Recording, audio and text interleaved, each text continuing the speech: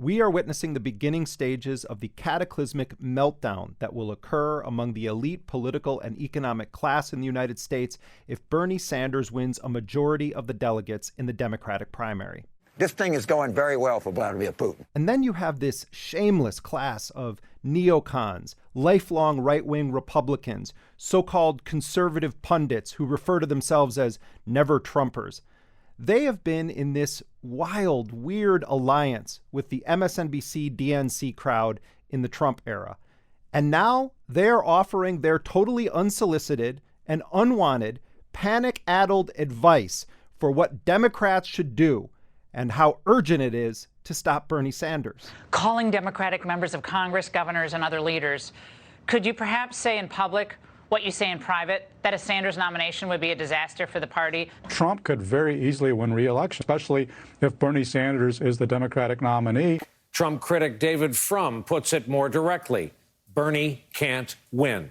I'm sorry, but Bill Kristol, Max Boot, David Frum, and all these other neocons have no standing whatsoever to pretend to tell the working people in this country, people who fight for economic, racial, gender justice against wars of aggression, who to support for the Democratic nomination. As a United States Senator, I do understand the power of the corporate elite and the 1%. They have literally unlimited amounts of money.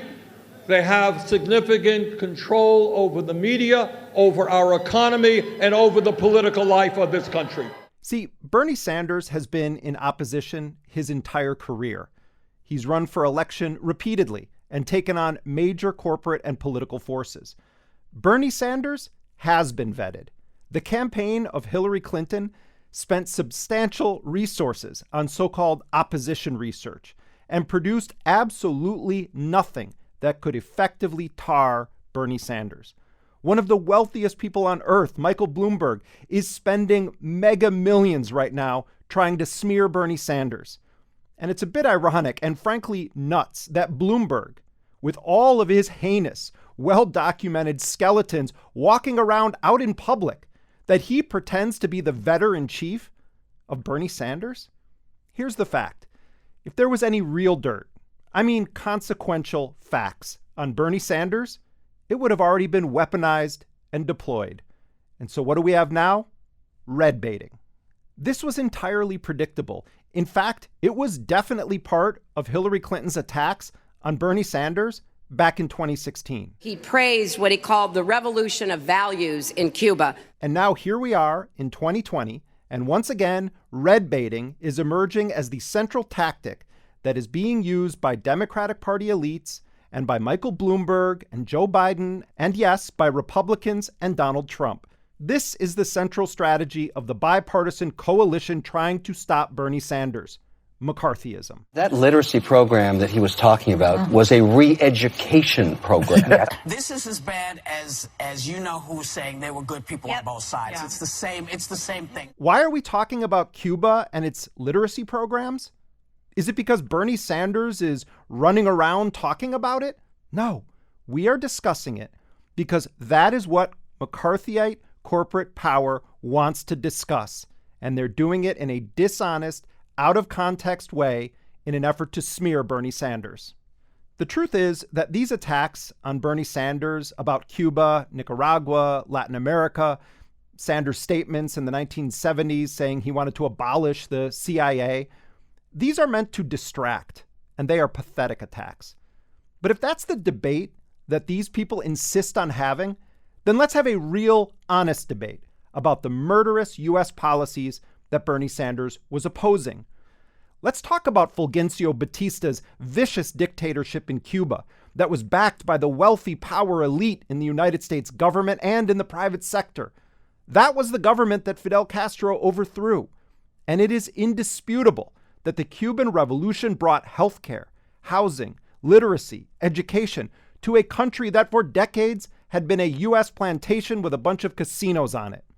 Let's talk about the vile U.S.-backed Contra death squads in Nicaragua and its campaign of terror, rape, pillage, all of it supported by the Reagan administration. Let's talk about the coups and assassinations and support for dictators and brutal thugs orchestrated by the U.S. government for decades. Bernie Sanders came of age in an era where the CIA was being revealed as a criminal enterprise, overthrowing governments, backing death squads, actively spying on American citizens inside the United States, assassinating people. And Sanders had the courage in real time to oppose it when it mattered. If you trace the history of the United States vis-a-vis Latin America and Central America, there has never been a time when a country made a revolution for the poor people where it was not overthrown by the CIA or the United States government or the Marines. You see, these cherry-picking, ahistorical, red-baiting attacks on Sanders that we're seeing from Bloomberg and Buttigieg and Biden and never-Trumpers and certain Democratic elites and media figures, it's propaganda. It's rooted in lies, and it's banking on ignorance of history. It is aimed at making voters scared of the red menace, and it's an effort to try to prosecute Bernie Sanders in front of their modern-day House Un-American Activities Committee. Are you a member of the Communist Party? Or have you ever been a member of the Communist Party? Many of the dishonest scaremongering attacks are being made by people who never say a word against U.S.-backed dictators, despots, or death squads. For the most part, these forces are happy to get in bed with dictators and human rights abusers if it fits their political, or in the case of Michael Bloomberg, financial interests. Michael Bloomberg, not too long ago, was yucking it up in a Starbucks with Mohammed bin Salman, a mass murderer, a tyrant who kills journalists. Bloomberg makes a ton of money doing business with the Chinese Communist Party. Joe Biden was a key player in the start of the genocidal bombing campaign that Saudi Arabia has been conducting against Yemen. Let's not even talk about their positions on Israel. Here is the major difference between those attacking Sanders and Bernie Sanders. Bernie Sanders has consistently opposed U.S. hegemony. That's why they attack him. These people don't care about human rights unless it fits their agenda. If you actually listen to what Bernie Sanders has said about left-wing governments, he constantly offers nuance. He calls out authoritarianism and anti-democratic policies. I happen to believe in democracy, not authoritarianism. But, you can't say China is another example, all right? China is an authoritarian country, becoming more and more authoritarian. But can anyone deny, the facts are clear, that they have taken more people out of extreme poverty than any country in history. Do I get criticized because I say that? That's the truth. Now, I don't endorse political candidates, and I do not think that Bernie Sanders is some sort of political savior. I have my disagreements with some of Sanders' record and policies.